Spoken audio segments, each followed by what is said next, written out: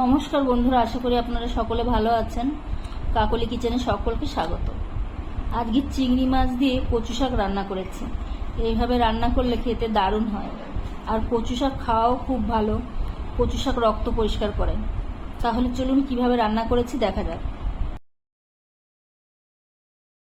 এইখানে আমি চিংড়ি মাছ খোসা ছাড়িয়ে ভালো করে ধুয়ে নুন হলুদ মাখিয়ে রেখেছি, আর কচু শাক সেদ্ধ করে জল ঝরিয়ে নিয়েছি। কড়াইতে আমি তেল গরম করতে বসিয়েছি। এখন আমি চিংড়ি মাছগুলো ভেজে নেব।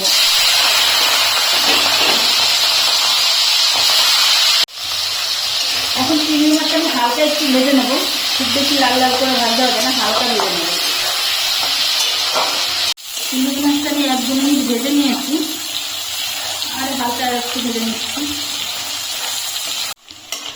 চিংড়ি মাছগুলো ভাজা হয়ে গেছে, আমি এখন তুলে নিচ্ছি।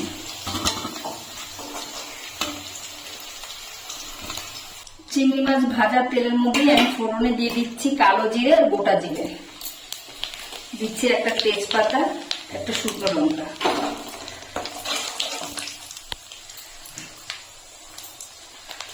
তিন চারটে রসুন থেতো করে দিয়ে নিচ্ছি।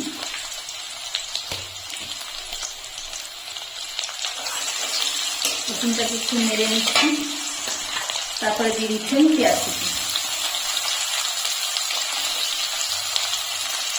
পেঁয়াজ আর রসুনটাকে আমি একটু ভেজে নেব।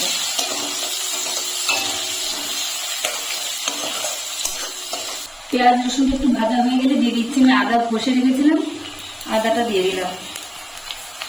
আদাটা দিয়ে একটু নেড়ে নিচ্ছি, তারপরে আমি এর মধ্যে কিছু মশলা অ্যাড করব। এই ছোট চামচের 1 চামচ দিয়ে দিলাম জিরের গুঁড়ো, 2 চামচের মতন দিলাম ধনের গুঁড়ো, আর 1 চামচ দিচ্ছি লঙ্কার গুঁড়ো। আপনারা আপনাদের পছন্দ অনুযায়ী লঙ্কাটা দেবেন। তারপর আমি সামান্য একটু জল দিয়ে দিচ্ছি। জল দিয়ে মশলাটাকে আমি ভালো করে একটু কষিয়ে নেব। হলুদটা দেওয়া হয়নি, হলুদটা দিয়ে দিলাম। এখন আমি মশলাটাকে ভালো করে কষিয়ে নিচ্ছি। মশলাটাকে একটু কষিয়ে আমি মাছগুলো দিয়ে দিচ্ছি।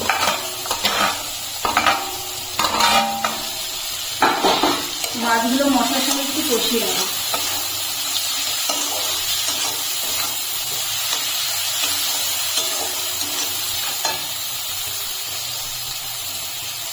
এখন আমি কচু শাকটা দিয়ে দিচ্ছি।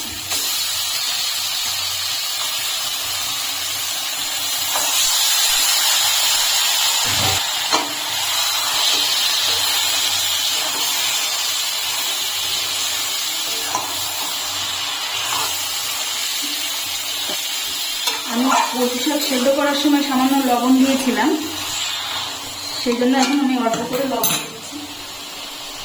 পরে আবার যদি লাগে চেক করে দেবো। এখন অল্প করে দিলাম।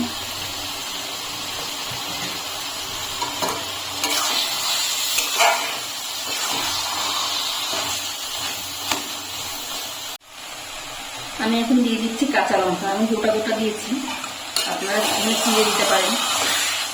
আমাদের ঘরে ঝাল খেতে পারে না, আমি আমার জন্যই দিয়েছি গোটা গোটা। এখন আমি দিয়ে দিচ্ছি বাতাসা। এখানে আপনারা চিনি দিতে পারেন, আমি চিনির পরিবর্তে বাতাসাটা দিলাম।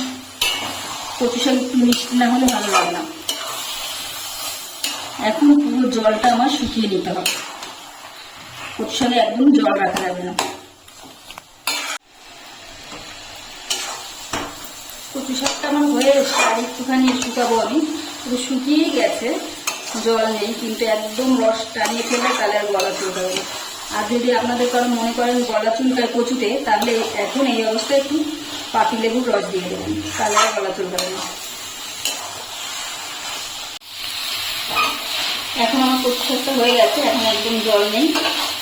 কচু শাকটা হতে একটু সময় লাগে, কেন রসটা টানাতে একটু সময় লাগে। এখন হয়ে গেছে, আমি এখন নামিয়ে নিচ্ছি।